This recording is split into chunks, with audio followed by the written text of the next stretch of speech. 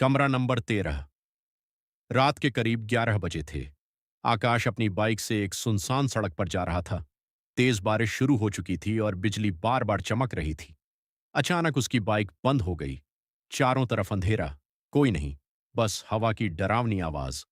थोड़ी दूर उसे एक पुराना होटल दिखा, होटल शांतिधाम।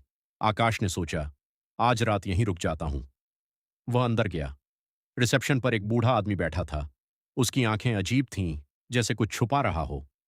आकाश बोला, एक कमरा चाहिए। बूढ़ा धीरे से बोला, कमरा तेरा खाली है, लेकिन लेकिन क्या? कुछ नहीं, ये लो चाबी। आकाश हंसते हुए बोला, डराने की कोशिश मत करो बाबा। कमरा नंबर 13 तीसरी मंजिल पर था। जैसे ही वह कमरे में गया, दरवाजा अपने आप धीरे धीरे बंद हो गया। हवा होगी, उसने खुद को समझाया। कमरा ठंडा था, बहुत ठंडा। आकाश ने लाइट ऑन की।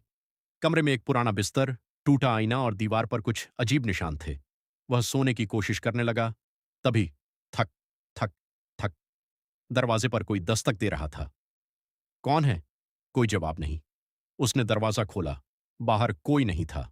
जैसे ही वह वापस मुड़ा, आईने में उसे एक लड़की दिखी, सफेद कपड़ों में, बाल चेहरे पर। आकाश ने तुरंत पीछे मुड़कर देखा। कोई नहीं। उसका दिल तेज धड़कने लगा। रात के 2 बजे।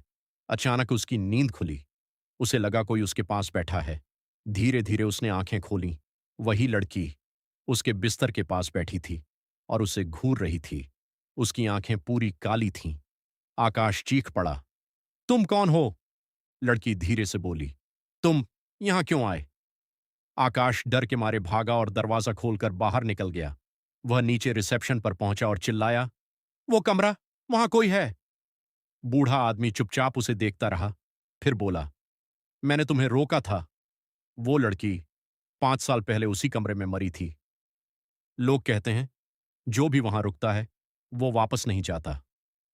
आकाश घबरा गया। मुझे अभी जाना है। जैसे ही वह बाहर भागा, बारिश बंद हो चुकी थी, लेकिन उसकी बाइक के पास वही लड़की खड़ी थी। धीरे धीरे उसने सिर उठाया और मुस्कुराई। अगली सुबह होटल के बाहर लोगों की भीड़ थी। जमीन पर आकाश की लाश पड़ी थी। उसकी आंखें खुली हुई, डर से जमी हुई, और उसके हाथ में एक चाबी थी। कमरा नंबर 13 की अंत, या शायद शुरुआत।